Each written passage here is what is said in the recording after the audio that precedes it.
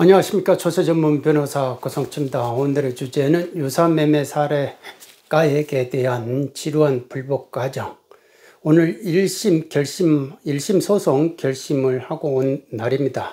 그동안의 경과 과정을 한번 대충 요약을 해보고자 합니다. 우리가 유사매매 사례가액에 대해서 저는 이 공권력이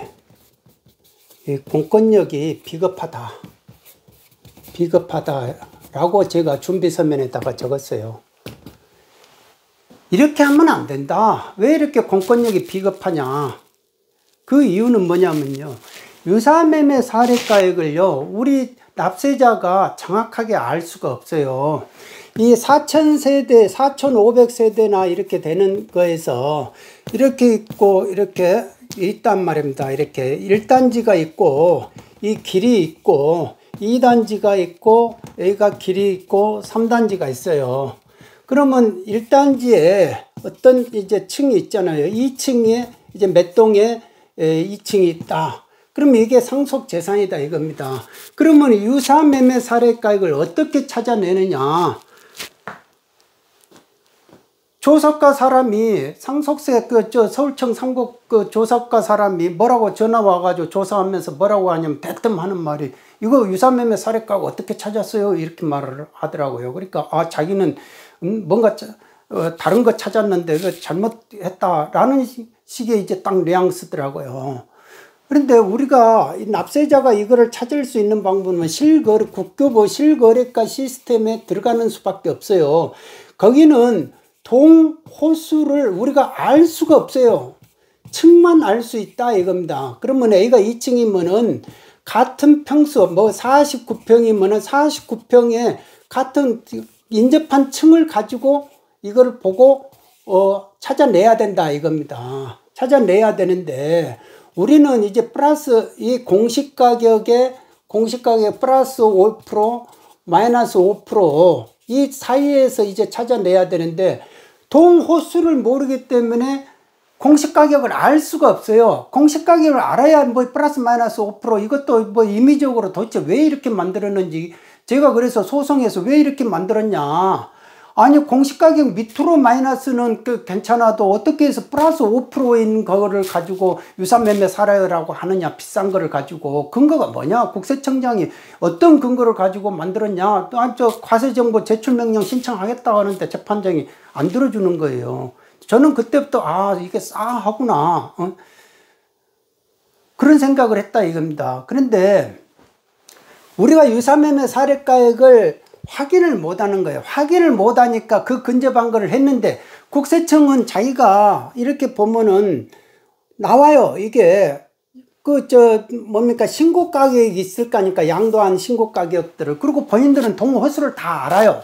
그러니까 정확하게 공시지가를 찾아가지고 신고 가액들을 찾아가지고 이 층에 49평에 그리고 공시가격 면적에 이렇게 면적하고 공시가격 이렇게 찾아가지고 자기들은 이게 유사매매 사례가격이다 이렇게 나오는 겁니다. 그런데 이 1단지의 상속재산을 유사매매 사례를 이쪽에서 찾은 거예요. 2단지에서 찾았다라는 겁니다. 그런데 제가 그래서 불복을 했어요. 아니 그때 조사 당시에 조사국 조사과 직원한테 당신 같으면 이거 찾아내겠냐? 당신이 세무사 하면은 이거 찾아내겠냐? 유사매매 사례가액 본인 찾아가지고 신고하겠냐? 그러니까 못한대요. 그러면 왜 불가능한 거를 납세자한테 요구하냐? 법이 그러니까 어쩔 수 없다 이거예요.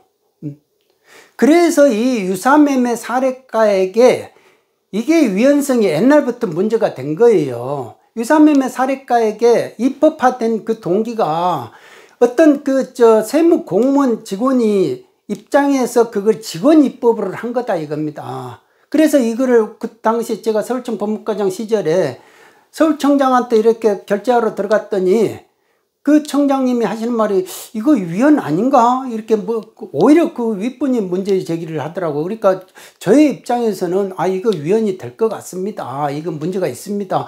남이 파는 거를 아니 2단지에서 누가 팔든지 3단지에서 누가 팔든지 1단지에 몇 층에서 누가 팔든지 2층짜리 19층에서 누가 팔든지 그걸 어떻게 알아요? 그리고 인테리어 가격이 요즘 인테리어 하면은 리모델링 하면은 막 1억도 들고 그러잖아요. 그러니까 이거를 어떻게 해서 유사라고 그걸 아느냐 이거. 남이 인테리어 했든지 팔았는지 어떤 가격으로 팔았는지. 그리고 이게 부동산 투기하는 사람들은 서로가 작전을 하잖아요. 주가 조작하듯이 빡 올려요.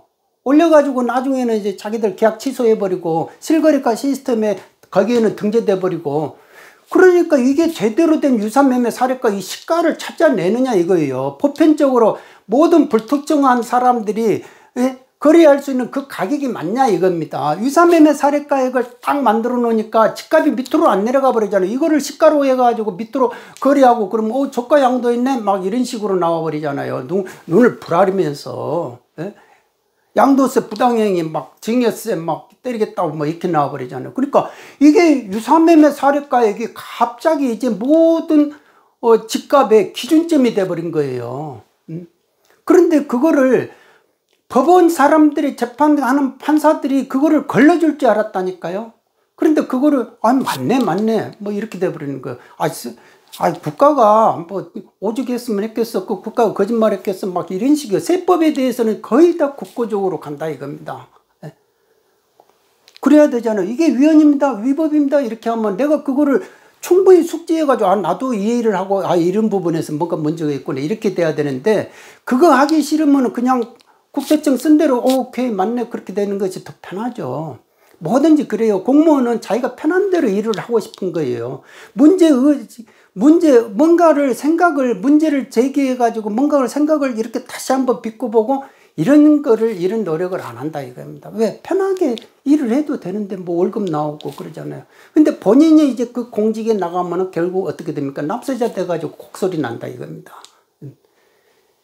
근데 결국은 이렇게 해서 유산매매 사례가액을 잡아냈어요. 잡아냈는데 제가 그러면은 국세청 심사 청구를 해가지고 이게 20m 이상의 폭이다. 20m 이상의 길 폭이 있으면 이거는 유산매매로 잡을 수가 없다. 국세청장이 만든 그 규칙 자체로도 안 된다. 안 되지 않느냐. 그러니까 유산매매 사례가액 잘못 잡았다.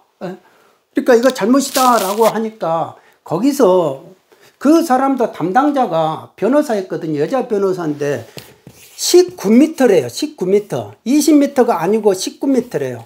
이게 이 19m의 근거가 뭐냐 그러니까 서울시 이렇게 홈페이지에 나와 있는 그게 19m로 나와 있다 이거예요. 아니 그러면은 송파구청이라든지 다른 공적인 자료에 보면은 다 20m로 나와 있는데 19m라 이거예요. 19m.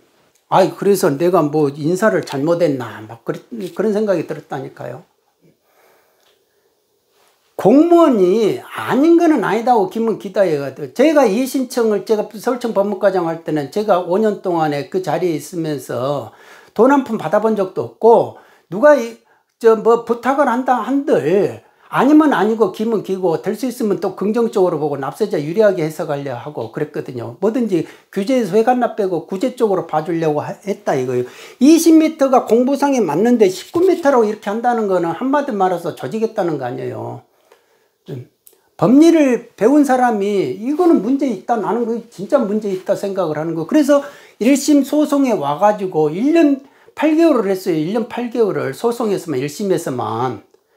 그러니까 이거를 입증을 한 거예요. 20m가 맞다는 걸. 그러니까 재판장이 20m가 맞으니까 그러면 이제 과세 처분 취소한자라는 식으로 이제 청구 취지를 읊으니까 갑자기 이제 피고 소송 수행자고 국세청 소송 중에서 저 소급 감정 신청하겠습니다 뭐 이렇게 나오는 거예요. 그러면은 지금까지 1년 8개월을 통해 가지고 그리고 이게 또 이제 소송 그 심사 청구까지 다 합해가지고 2년 2개월 거쳐가지고 했단 말입니다. 그러니까 입증을 유산매매 사례가액 잘못 잡은 걸 입증을 했는데 법원 재판장이 갑자기 그거를 받아들이는 거 소급감정 하자고 이런 식으로. 그러면 재판 초기부터 소급감정 하자고 해야죠. 찐을 다 납세자 찐을 다 빼가지고 입증해 놓고 나니까 소급감정 하자 이리. 저는 그게 너무 황당했다 이겁니다. 그러니까 저런 분들도 재판을 하시는구나. 저는 그런 생각을 많이 들었어요. 그런데 오늘 가보니까 결심하는데 그분은 안 계시더라고. 어디로 인사이동 가셨더라고. 또 새로운 분이 오셨더라고요. 그러니까 질질 끌어놓고 나서 그 다음에 결정문 판결문을 안 쓰고 또 인사이동 가버리고 재판 진행은 그렇게 국고적으로 해주시고 아니 그러면 납세자가 아니 전문가인 나도 이렇게 해가지고 소극감정 그러니까 우리 국세청 실무하는 어떤 사람들은 그러더라고요. 소극감정까지 국세청을 소극감정 자기 돈 들여가지고 그 소극감정 하게끔 했다는 것 자체만 해도 대단한 겁니다. 변호사님이 그러더라고요. 아니 그걸 말이라고 하냐 그러죠. 납세자가 여기까지 오는데 2년 2개월 걸렸는데 그걸 소극감정으로 딱 이렇게 바꿔가지고 해버리자 이렇게 하는 거예요. 그런데 만일 이게 심사청구에서 이게 20m가 맞다고 인정하면 그걸로 끝나는 겁니다. 끝나는 거예요. 그런데 19m라고 해가지고 그거를 그런 식으로 기각의 근거를 만들어가지고 이렇게 한다. 저는 진짜 이게 손해배상 청구하고 싶은 생각이 확 들더라니까. 그 담당자 상대로 해가지고. 그러니까 납세자가 뭐를 과세처분에 대해서 불복한다는 그 자체가 이렇게 어려운 겁니다. 이렇게 어려워요. 뭐든지 그냥 국고적으로 생각을 한다니까 공무원들이. 저는 공무원들이 40대 50대가 가장 위험하다. 50대 고위직 공무원들 상당히 위험하다고 봐요. 왜냐하면 본인들이 세상에 그 50대째는 자기가 이제 조직에서 익어가지고 세상을 딱 위에서 아래로 보는 걸 그렇게 생각을 해요. 자기가 위에서 세상을 많이 알고. 근데 그게 뜬구름이라는 걸 모르죠. 착각이라는 걸 몰라요. 아니 공직을 그러면 뭐 세세생생할 겁니까? 그러니까 사람이 저는 항시 그런 우리 제가 공직생활 할 때도 항시 우리 국세청 직원분들하고 항시 술 먹으면서도 그 말을 우리가 공직은 복전을 일구는 자리다 이거예요. 복전을 우리가 누가 이렇게 억울하다고 하소연하고 그러면은 그걸 우리가 들어주는 거예요. 이렇게 이야기를 들어보고 억울함이 없도록 해주는 것이 그게 복이다 아닙니까? 세상살이 하면서 돈 벌고 생존하면서 누가 어떻게 그런 복을 짓겠느냐 이거예요. 그러니까 복전의 밭에서 복을 지을 수 있는 가장 진짜 최고의 직업이다. 저는 그렇게 생각을 했거든요. 그러니까 억울하다면 우리가 들어보는 거예요. 들어보고 해줄 거 있으면 당연히 해주고 거기서 내가 뭐 나한테 부탁해야 들어주고 뭐 이런 건 아니지. 적극적으로 해주는 거죠. 적극적으로. 아닌 건 아니다 하고. 그러니까 그 40% 정도가 인용률이 나와도 국세청 무너지지도 않고 나라가 세수에 빵꾸도 안 나는 거예요. 우리가 부실가세를 불복해가지고 되돌려주는 돈이 2조가 넘잖아요. 2, 3조 사이에 그게 있단 말입니다. 그거 환급 가산금까지 하면 그게 생돈이단 말입니다. 국가 세금이 안 나가야 될 돈이 나가는 거예요. 그것도 세금 낭비다 이겁니다. 그러니까 부실가세로 뭐를 이렇게 돈을 돌려주는 거 그런 거는 감사원도 그런 거 감사 차원에서 그런 것도 한번 기획감사를 해볼 필요가 있다. 지금 그래서 결론은 이렇게 저는 공권력이 비겁하다. 마지막으로 준비서면 썼고 그러니까 나중에 그러니까 이게 우리가 이제 신고가액이 있고 유사매매 사례가액으로 잡은 가격이 있고 여기에서 소극감정한 가격이 있고 그리고 또 공시가가 있어요. 도대체 시가가 다 이게 시가예요. 시가. 시가. 예? 아니 그러니까 도대체 납세자가 뭐를 가지고 시가를 가지고 하나만 정해달라 이거 하나만. 그러니까 옛날에 공시가격이 있으면 공시가격으로만 했어도 나라가 망하지도 않았어요. 무슨 놈의 시가가 이렇게 많냐 이거예요.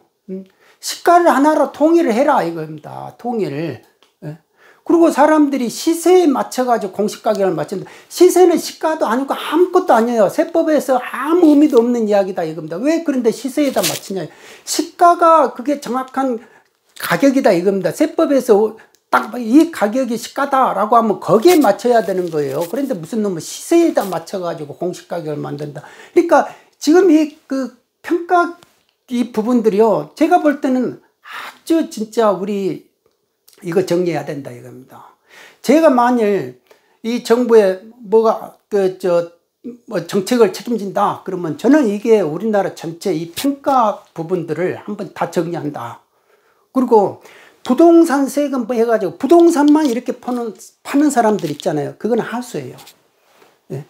부동산 세금만 해가지고 부동산 세금 어떻게 한다고 해가지고 부동산 세법만 보고 있는 그게 그러면 됩니까? 그게 전체적으로 상속세 정해서 이 전체 우리 세법 체계를 건드려야 된다 이겁니다.